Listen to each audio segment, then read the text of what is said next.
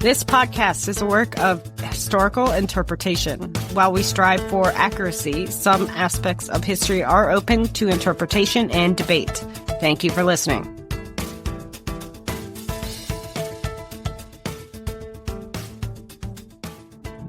It started with a dream of open land, fertile valleys, and a better life.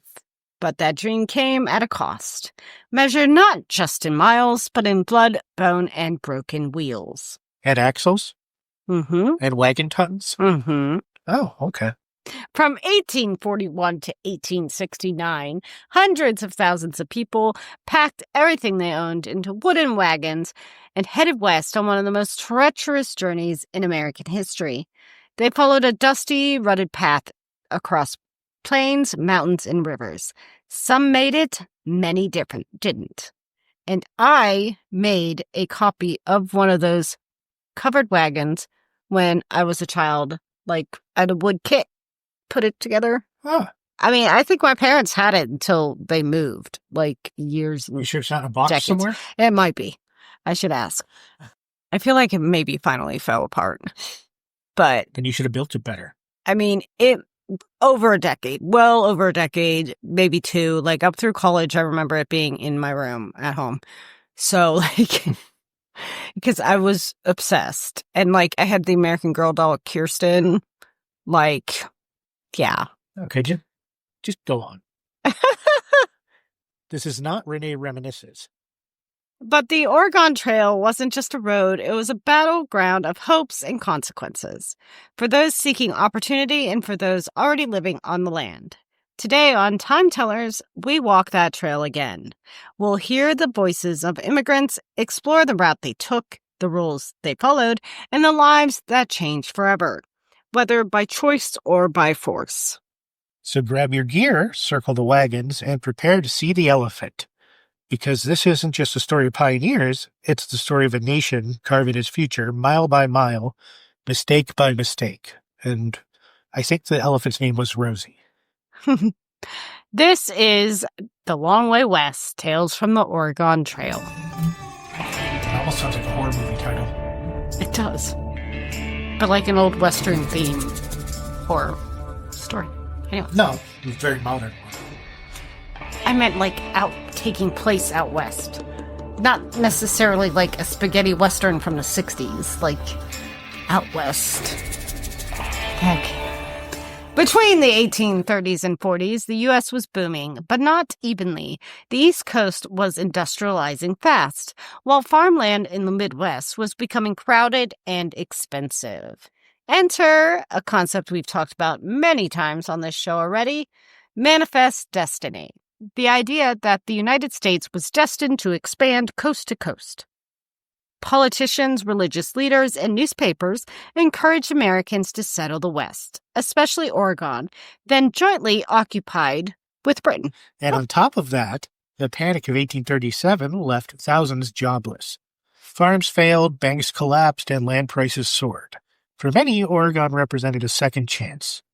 There was also religious motivation. The Second Great Awakening inspired missionary groups to bring Christianity to Native peoples, even if they didn't want it.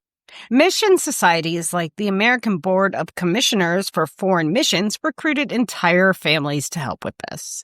And don't forget the political pressure. President James K. Polk was shouting 54-40 or fight to claim the whole territory. By 1846, the U.S. and Britain settled peacefully.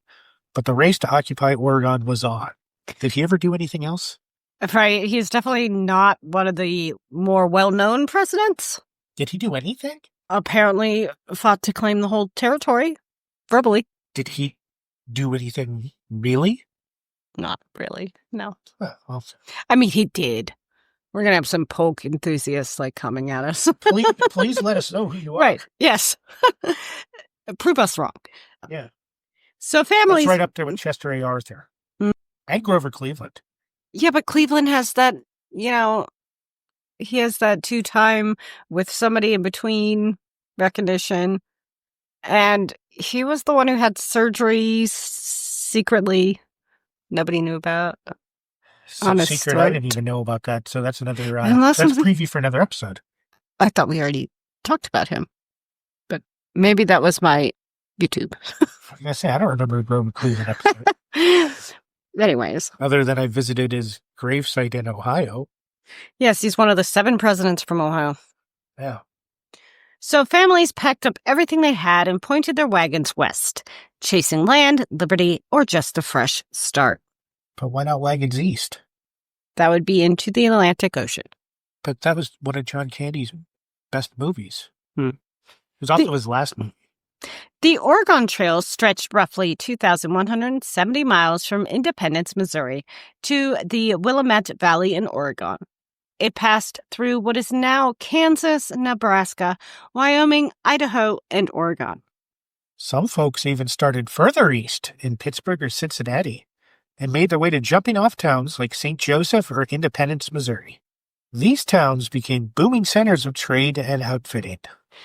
From there, pioneers followed the Platte River, crossed the Rockies via South Pass, and then tackled the Blue Mountains before hitting the Columbia River.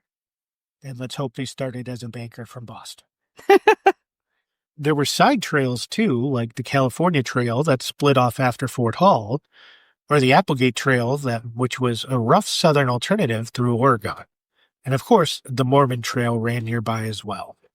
The journey took 4 to 6 months. Families traveled in prairie schooners packed with 600 pounds of flour, 200 pounds of bacon, and cast iron cookware.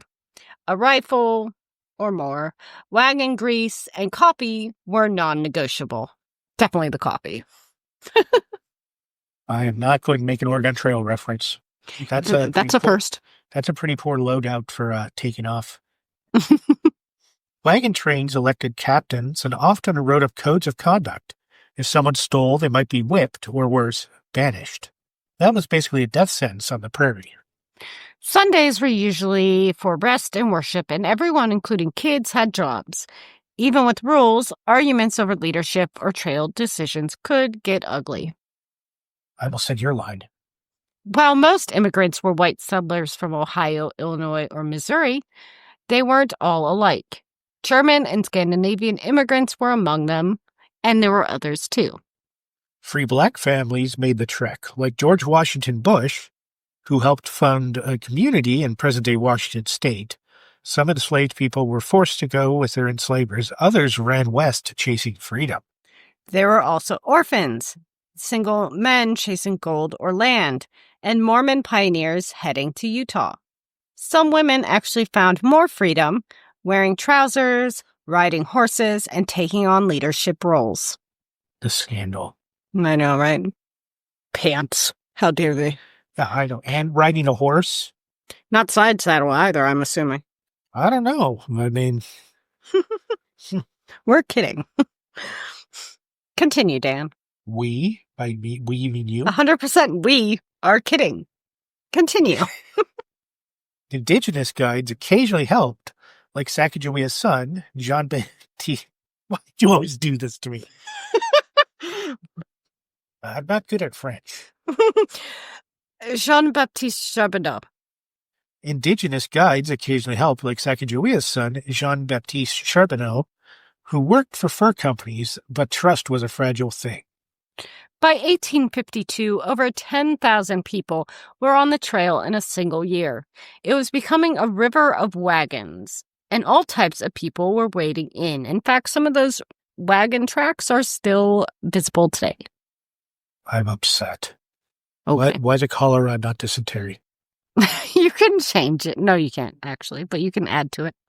Let's talk danger. The number one killer on the trail? Broken legs. What? Or snake bites. Oh, wait, we're talking real life, not the game.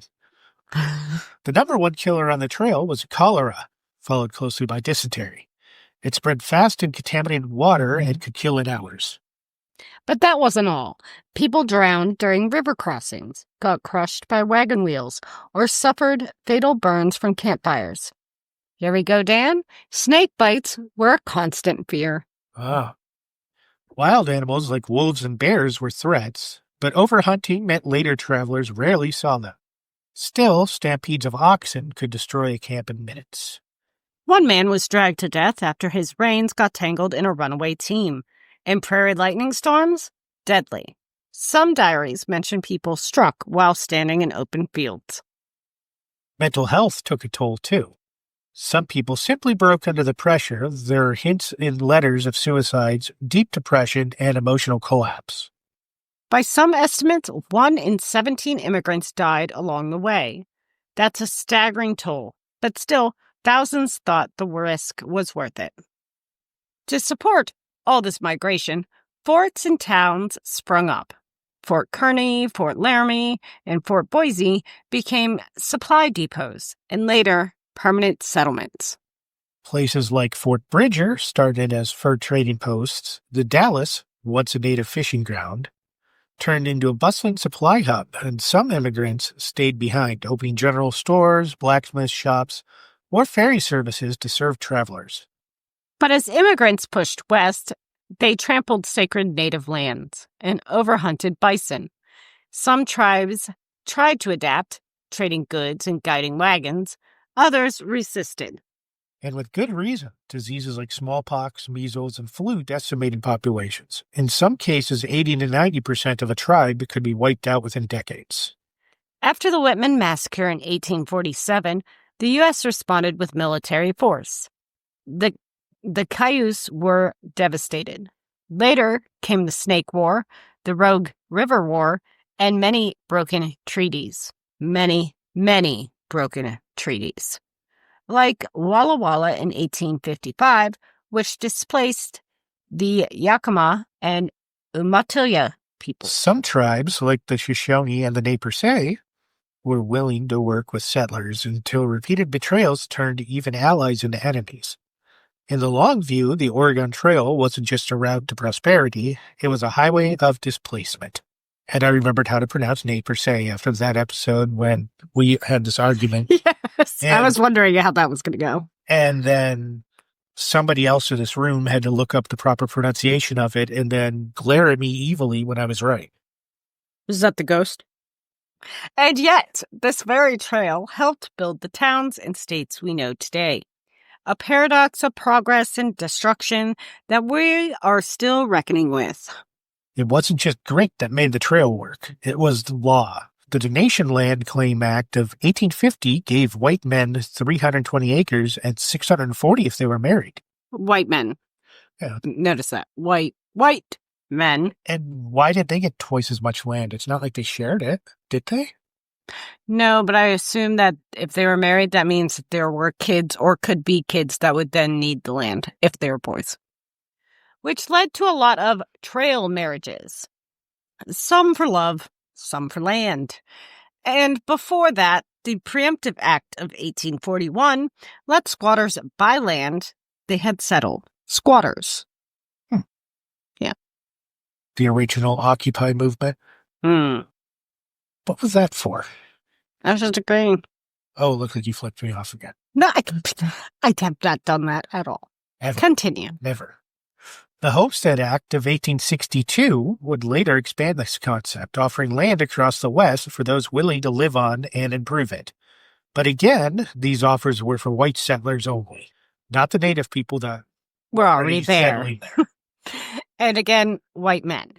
I mean, maybe a few women snuck by, but probably because their husbands died or fathers died, something like that. Oregon had black exclusion laws that banned African Americans from settling permanently, even if they'd help build those communities. Free black pioneers like George Bush had to move north across the Columbia River to avoid expulsion even farther. And while Congress passed law after law to support settler claims, they largely ignored native sovereignty. Treaty violations went unpunished, settlers were murdered. Settlers who murdered native people were rarely prosecuted. The trail was more than a migration. It was an instrument of policy designed to plant the flag and secure the frontier. The Oregon Trail left scars on the land and stories in the stones. At Guernsey, Wyoming, you can still see wagon ruts carved deep into solid rock. That's what I was mentioning earlier. Travelers etched names into places like Independence Rock, A pioneer Facebook wall. Yeah, well, wait till you read my internet one. What you get to say for that one. You'll find out soon. Uh-huh. Some even left behind books. Well, boy, until you found out about them. Passing wagon train libraries from group to group. Popular titles, Shakespeare and farming manuals. He skipped the Bible, but it was a popular title. People said they'd seen the elephant when they faced something life-changing or overwhelming. Many turned back after seeing it as like a bad omen.